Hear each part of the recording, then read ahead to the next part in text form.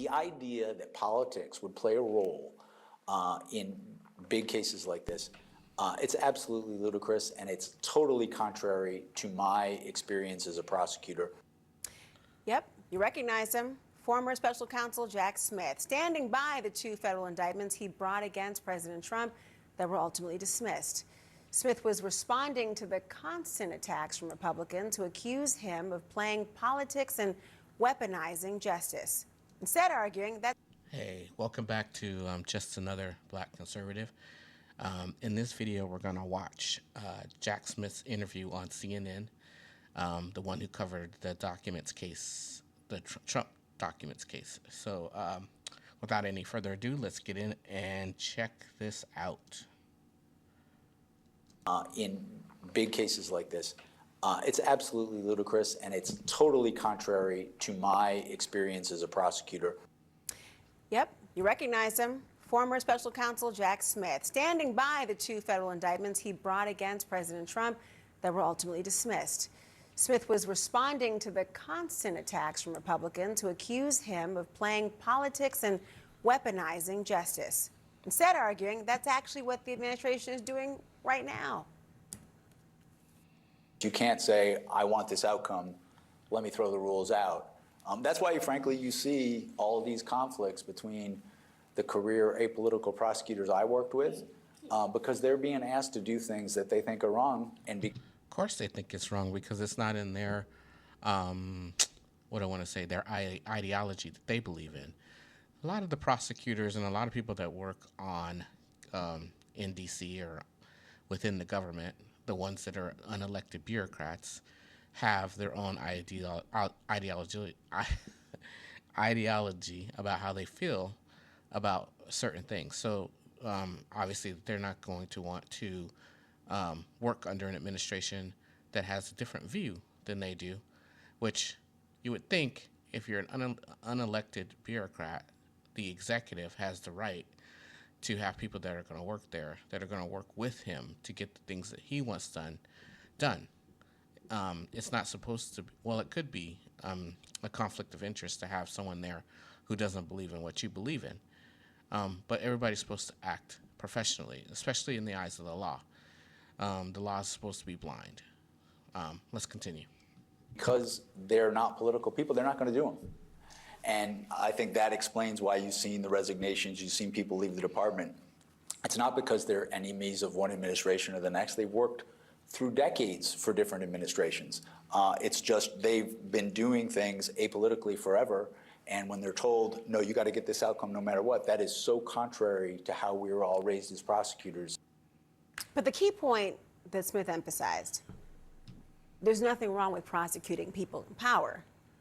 What does matter, though, is why you're doing it. Why does why you do it matter? If the person broke the law, they broke the law. I thought everybody wasn't above, people aren't above the law. No matter what position you're in, you're not above the law. If you broke the law, then you should be investigated. And then if there's evidence comes to light, then you should be prosecuted, right? That's the case, right? So let's go. The problem is not prosecuting high officials who did something wrong when you do it according to the processes of law in your country. It's the retaliation. That's the problem, and that's the thing that we should be preventing. Joining me now, former U.S. Attorney and Deputy Assistant Attorney General Harry Litman. Also here. Okay, now we're going to get the experts. I love when CNN brings in experts. This sets the scene, and we're going to hear what they have to say. This is going to be great. Here's CNN legal analyst and former federal prosecutor Elliot Williams, also the host of the podcast Talking Feds. Of course, I'm talking about Harry Litman. Glad to see him and glad to see you, Elliot, as well. Let's start with you, Harry, on this point, because you heard those comments from Smith, a pretty explicit condemnation of how the DOJ, the Trump DOJ, is operating. This is someone who Republicans argue. Okay, wait. Let me just get this out of the way. Of course, he's going to condemn the Trump administration and how they're doing things because he doesn't like it. CNN doesn't like how the Trump administration is handling things. So they're going to get two people who are biased come on and give their opinion. And of course, it's going to be Trump bad, everything everybody else did before Trump is good. But I am setting the stage. I don't know because I haven't watched this yet, but let's see what they say. Actually weaponize the department.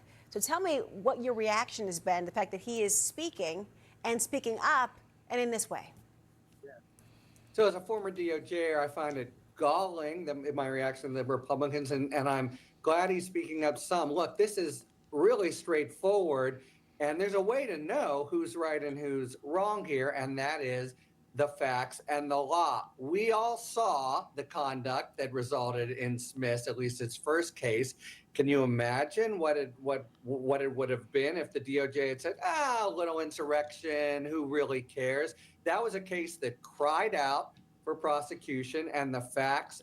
Wait, they're still calling it an insurrection. Was it an insurrection? Was what happened on January 6th an insurrection? I don't know. I mean, if you look at the definition of insurrection, was it an insurrection? I think, again, we in America, or actually in politics, tend to use terms and words in ways that are hyperbolic to make them to try to make them the most impactful. We use the most impactful words to try to get people to lean on our side. And it's happening way more now. And I think probably because it is of Trump, the way Trump carries himself, others think that they need to try to get into the battleground or into the battlefield with Trump. But none of them can do it. So let's just keep going. And the law bore it out. And so the question's not who talks louder or what Jim Jordan says. And the irony, of course, that makes it even sort of doubly galling is Jordan also says blithely, or Republicans do, that they are not weaponizing. And again, it's not hard. Look at the facts, look at the law, look at the commands from Donald Trump, prosecute my enemies. And it's straightforward. They are promoting a kind of collective amnesia, or want to, in the country. And it's a very straightforward point. His calm professionalism said it, but Laura, we all saw it. We know that wasn't weaponization, and it's been pretty clear that this is. And of course, courts are going to take that up in the. We know it wasn't weaponization. Who's we? Him and CNN and those that agree with CNN and him? I think it wasn't weaponization. You had a whole half of a country who thought it was weaponization. I love when you watch, and you know what? They do this also on the Republican side. They do it on the Democrat side. They do it on the Republican side. They always say the American people think. The American people say. They have no idea what the American people think. They just say these things because, again, it's hyperbolic, and it makes it sound good when they say it. But let's go. Next few weeks. Elliot, I want to turn to you because what he was describing was essentially people reverse engineering a result. Here is the goal I want. Now figure out the facts or the evidence I can use to get that conviction. You do see, of course, that Smith is being investigated over potential violations of the Hatch Act by the Office of Special Counsel. This is yet another person on the list of people that we know the president takes issue with. Right. When you hear about that reverse engineering and thinking about this, what is the likelihood that these could be successful with a jury pool that's obviously watching and a bench that is saying, I see you? Yeah, who knows what ends up being successful, Laura? I mean, I think the problem, the problem that the president and his folks have created is that even cases that might be legitimate, they put a cloud over them by talking so much about how they want folks to get prosecuted. So if you take the investigation into Jim Comey, even if he's guilty, or John Bolton, who might be indicted in the coming days, even if he is guilty and did commit the offenses. To shames, you could add to that. To shames, all of them. The fact that Wait, why would it cause, if they are guilty, then there will be evidence. They will present the evidence to the jury or the judge, and then there will be a judgment. If it pours out to be true, then these people will go to jail. Probably won't go to jail. They probably will get probation or something like that. But it's neither here nor there. You try the case. If it's a good case, or if it's a case that the prosecutors can win, they win. If it's a case that they cannot prove, then the defense wins. Simple as that. Let's go. the president and others in the administration have been so forthright about wanting those folks to be prosecuted taints the cases. And so Is it in short order as well? The timing, the back-to-back I that think you think raises the issues? timing and and just the cumulative effect of all of them. And I think Jack Smith was getting into some of that. That there's nothing wrong with prosecuting prominent people. If Tish James broke the law, if Jim Comey broke the law, fine, they should go to jail for it. But the fact that there does appear to be a thumb on the scale from the White House really. Thumb on the scale from the White House. Oh, I mean, did we not live through the Trump litigations? Did we not live through all of the things that they threw at Trump? Did we? What? Let's go. Makes it hard to take any of those cases seriously. Let's play what actually Jack Smith had to say about the former FBI Director James Comey, who you know has been indicted. Harry, listen. This latest prosecution of the former director of the FBI.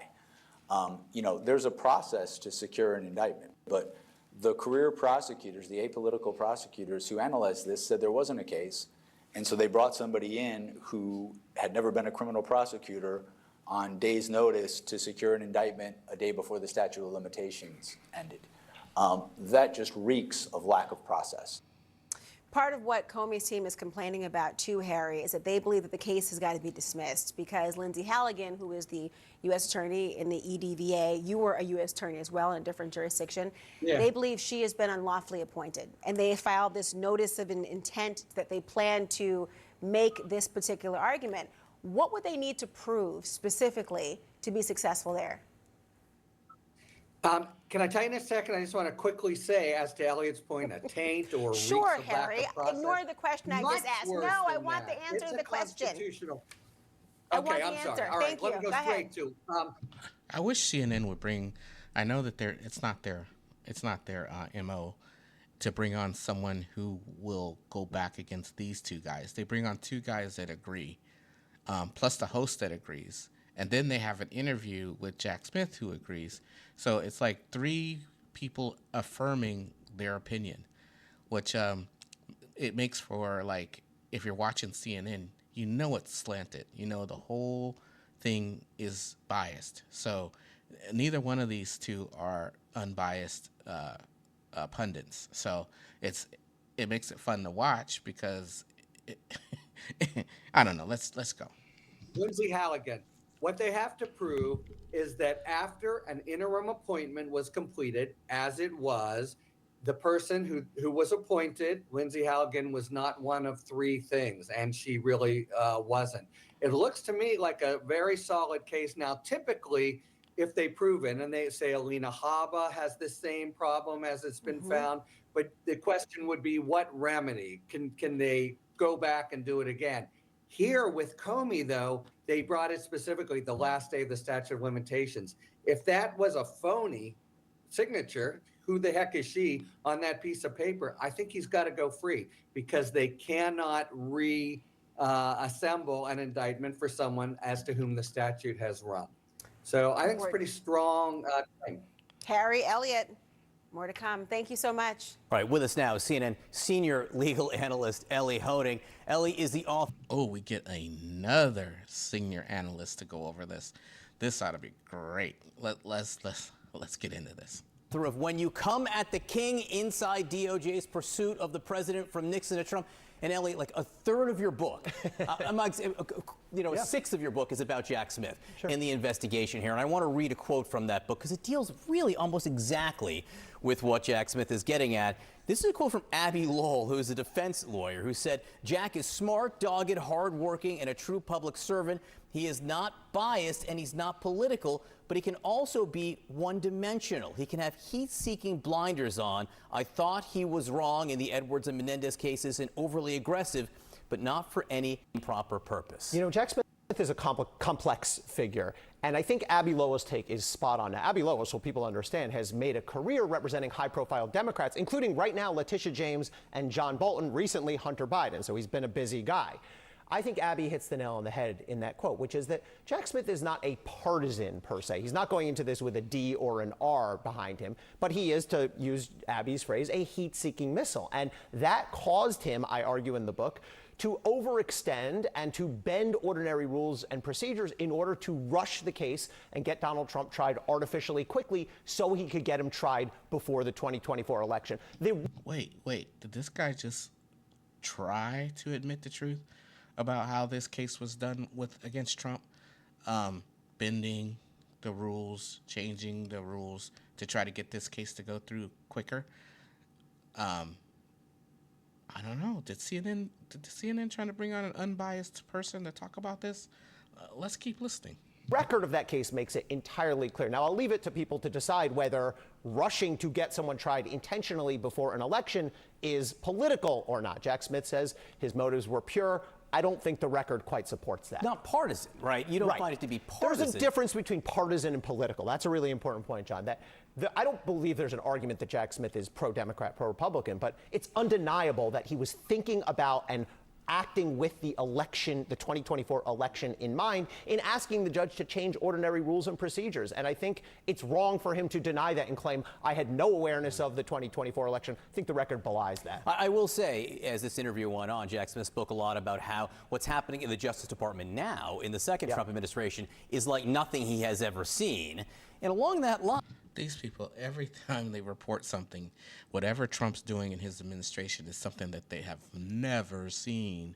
It's beyond the pale.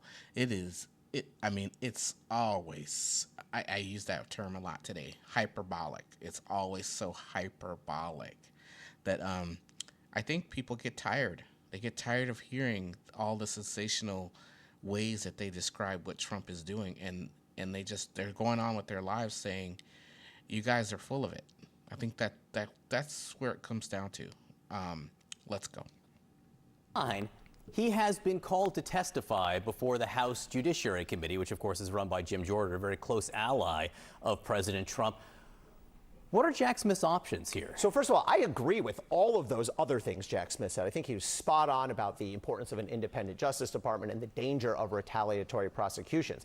If Jack Smith gets subpoenaed by the House committee, he has three options. One, he can testify. Two, he can take the fifth. Look, he is known to be under investigation by DOJ. I want to say, as much as I've been critical of him, I don't see a scintilla of evidence that he committed a crime.